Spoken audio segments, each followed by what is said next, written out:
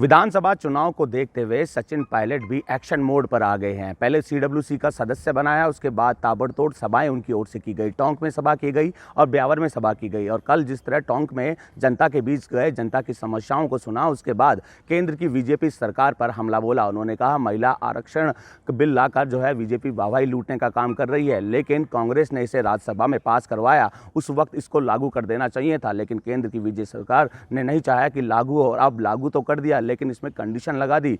प्रीसीमन और जो है जाति गणना की बात उनकी ओर से की जा रही है, और ऐसे में अब ये बिल 6 से 7 साल में लागू होगा। उन्होंने कहा कि कांग्रेस का शीर्ष नेतृत्व जिस तरह राजस्थान के दौरे पर आ रहा है, उनको लग रहा है कि कहीं ना कहीं उनका से जो प्रदेश का नेतृत्व है वो पूरी तरह से फैल हो चुका है। इससे पहले भी टोंक और ब्यावर में सचिन पायलट की ओर से सभा की गई थी, तो कहीं ना कहीं केंद्र सरकार पर हमला बोला था। और कल जिस तरह टोंक दौरे पर सचिन पायलट रहे, उन्होंने ताबड़तोड़ जो है सभाओं के माध्यम से जो है अपने वक्तव्य के माध्यम से एक बार फिर केंद्र सरकार पर हमला बोला। उन्होंने कहा 9 साल के विकास कार्यों का ब्यौरा तो कहीं ना कहीं बीजेपी की केंद्र सरकार दे। बीजेपी की केंद्र सरकार ने कहा था कि हम महंगाई पर लगाम लगाएंगे, युवाओं को रोजगार देंगे, लेकिन ऐसा कुछ देखने को नहीं मिला। राजस्थान के दौरे पर जरूर आ रहे हैं, लेकिन ईआरसीपी के मामले में कुछ नहीं बोलते हैं। ईआरसीपी के मुद्दे को लेकर कांग्रेस भी अब जो है सड़कों पर उतरने के लिए तैयार हो गई है। उनका कहना है केंद्र सरकार से ईआरसीपी के मामले में मदद मांगी जा रही है, लेकिन केंद्र सरकार मदद नहीं कर रही है। यहां से ही केंद्रीय मंत्री जल संसाधन मंत्री गजेंद्र सिंह आते हैं। 25 सांसद राजस्थान ने बीजेपी को दी है, लेकिन 25 के 25 सांसद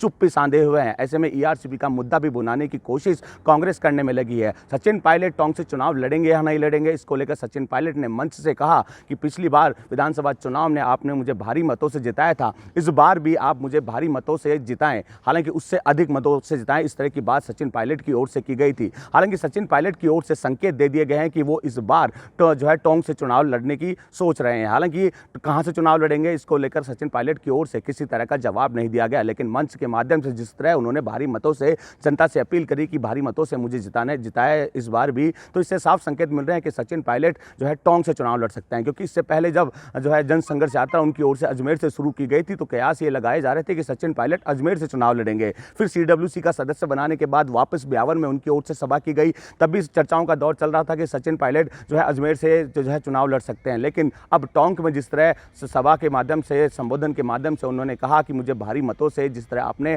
पूर्व विधानसभा चुनाव में जिताया, इस बार भी जिताएं। हालांकि सचिन पायलट जो है लगातार जिस तरह सवाई कर रहे हैं, केंद्र सरकार पर निशाना साधने में लगे हैं। लगातार केंद्र सरकार पर निशाना साधते हुए उनकी ओर से कहा जा रहा है कि केंद्र सरकार केवल छलावा यहाँ करने में लगी है। लगातार भाषण तो देने में यहाँ पे आते हैं, लेकिन अपनी योजनाओं का बखान नहीं करते हैं। भाषण के माध्यम से कांग्रेस पर हमला बोलने का काम किया जाता है, लेकिन 9 साल में केंद्र सरकार ने क्या किया इसका ब्यौरा जनता को आखिर क्यों नहीं दे रहे हैं? क्योंकि 9 साल में इन्होंने कुछ काम किया ही नहीं। जहां पर चुनाव होते हैं, जो जांच एजेंसी का दुरुपयोग जो है केंद्र सरकार की ओर से किया जाता है। आप यूँ कह सकते हैं कि सचिन पायलट पुरजोर तरीके से मैदान में उतर गए हैं और अपनी सभाओं के माध्यम से केंद्र सरकार पर और राजस्थान की विपक्ष पर हमला उनकी ओर से किया जा रहा है। प्रसन्न पांडे, TV9 जयपुर।